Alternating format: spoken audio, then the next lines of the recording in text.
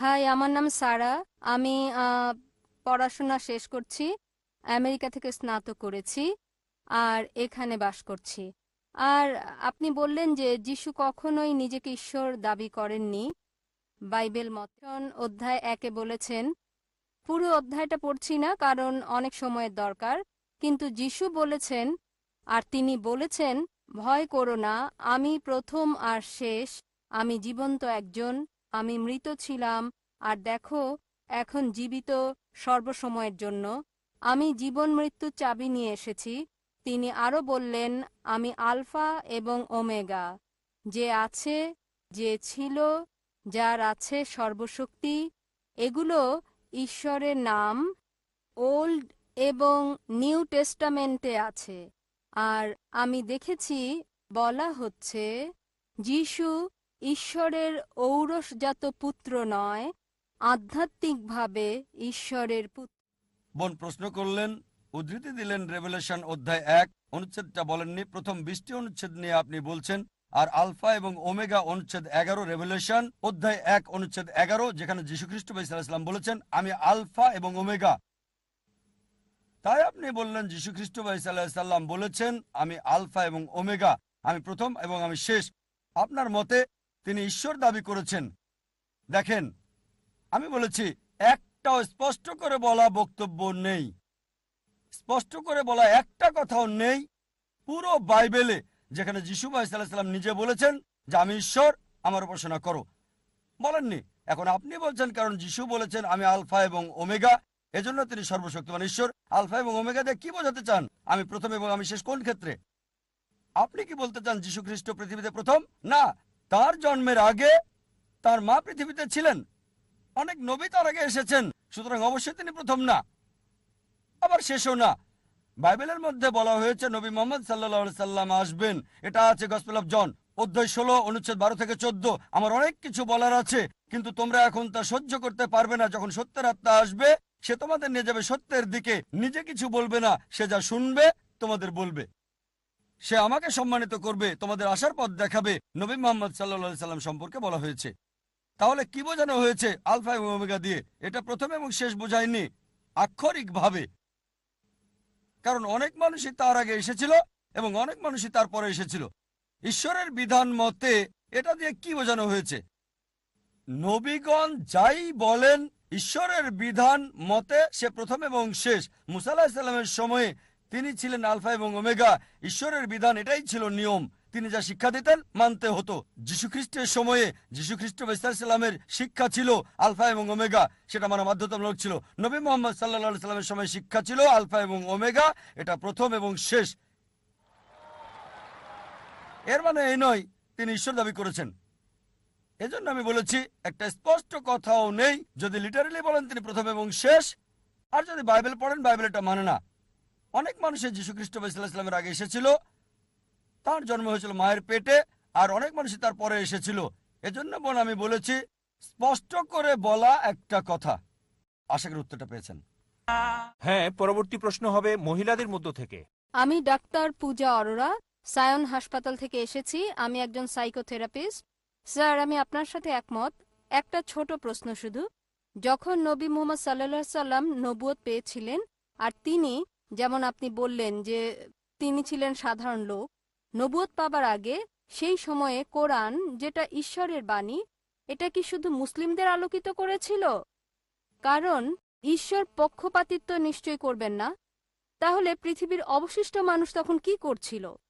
যখন নবী মুহাম্মদ সাল্লাল্লাহু আলাইহি সাল্লাম অল্প কিছু মানুষকে আলোকিত করেছিলেন, আর এটা এমন দীর্ঘ সময় নিয়েছে সমাজের অন্যান্য অংশগুলোকে আলোকিত করার জন্য এই ঈশ্বরের বাণী দ্বারা, আর কত বছর নেবে অমুসলিমদের জন্য? মুসলিমদের মতো হিন্দুরাও হবে। আমি সম্পূর্ণভাবে আপনার সাথে একমত। এর একটা ধারণা হতে হবে যে হিন্দুরা মূর্তিতে বিশ্বাস করে, ছবিতে, অথবা রাম ভগবান যাই হোক না কেন, এটা একটা বিশ্বাস। আর তাদেরকে এটার মাধ্যমে বোঝাতে হবে যে ঈশ্বর এক। হিন্দু ধর্ম বিশ্বাস করে এক সর্বশক্তিতে, যেটা একটা শক্তি, একটা স্বর্গীয় শক্তি। তবে দুঃখজনকভাবে এটা বিভিন্ন আকার দেওয়া হয়েছে। সুতরাং যদি এই কল্যাণের জন্য কোরআন যদি একজন হিন্দুকে সাহায্য করে এক ঈশ্বর সম্পর্কে জানতে, এটা খুবই ভালো। বোন খুব সুন্দর প্রশ্ন করলেন। গুরুত্বপূর্ণ প্রশ্ন।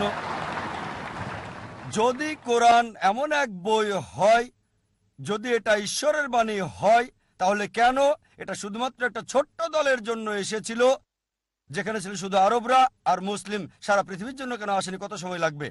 বোন, কোরআন কখনোই শুধু মুসলিম বা আরবদের জন্য নাজিল হয়নি। কোরআন সমগ্র মানব জাতির জন্য। এটা বলা হয়েছে সূরা ইব্রাহিম অধ্যায় 14 আয়াত 1, সূরা ইব্রাহিম অধ্যায় 14 আয়াত 52, সূরা বাকারা অধ্যায় 2 আয়াত 185 এবং সূরা জুমার অধ্যায় 39 আয়াত 41-এ কোরআন সমগ্র মানব জাতির জন্য প্রেরিত।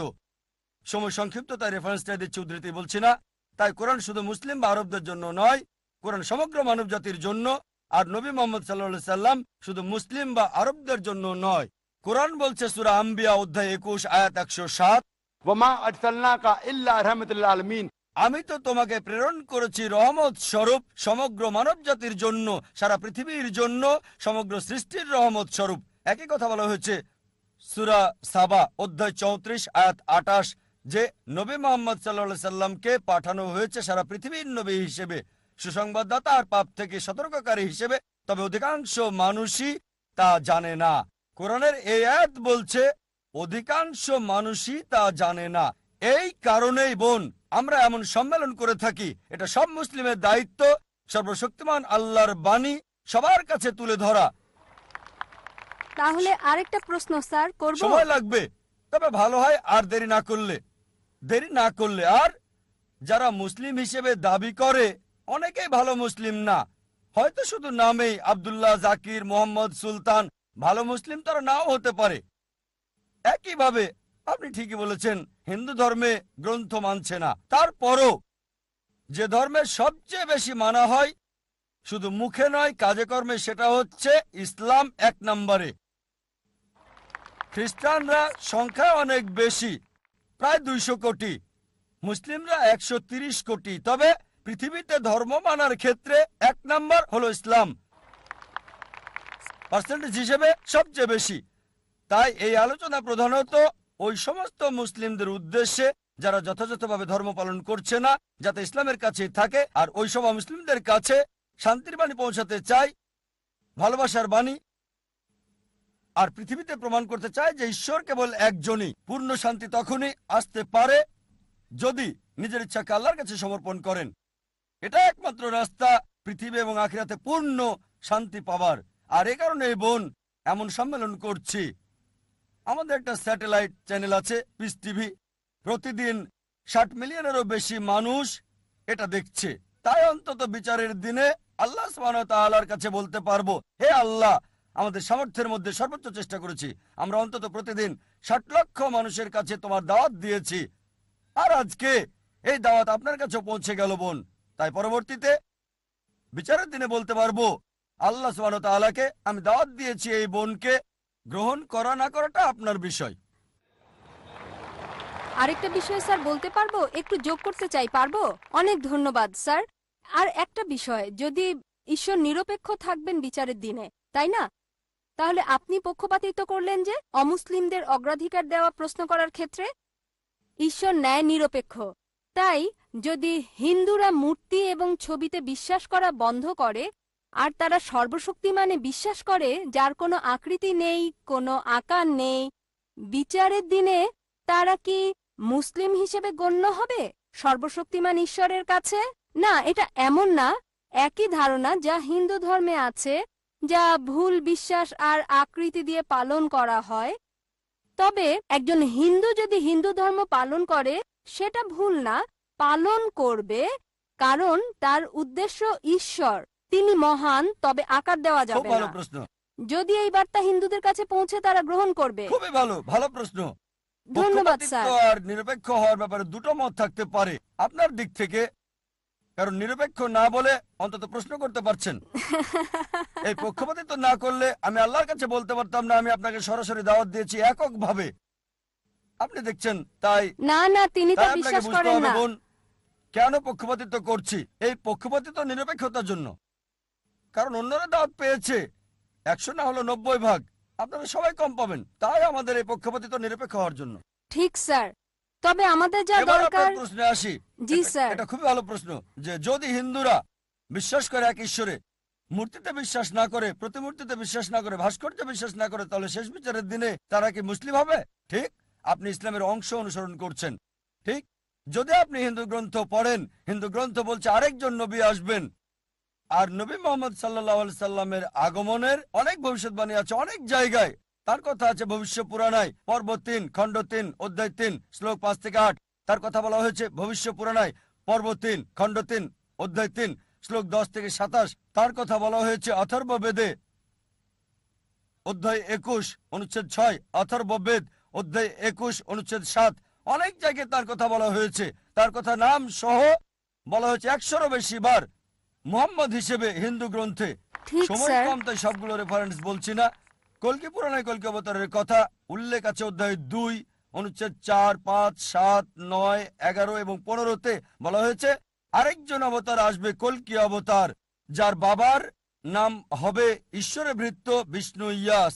আরবি করলে হয় আব্দুল্লাহ, যেটা মোহাম্মদ সাল্লাল্লাহু আলাইহি ওয়াসাল্লামের বাবার নাম। এই কল্কি অবতারের মায়ের নাম হবে সুমতি, যার অর্থ শান্তি, নীরবতা, যার আরবি হচ্ছে আমেনা, যেটা নবী মোহাম্মদ সাল্লাল্লাহু আলাইহি ওয়াসাল্লামের মায়ের নাম।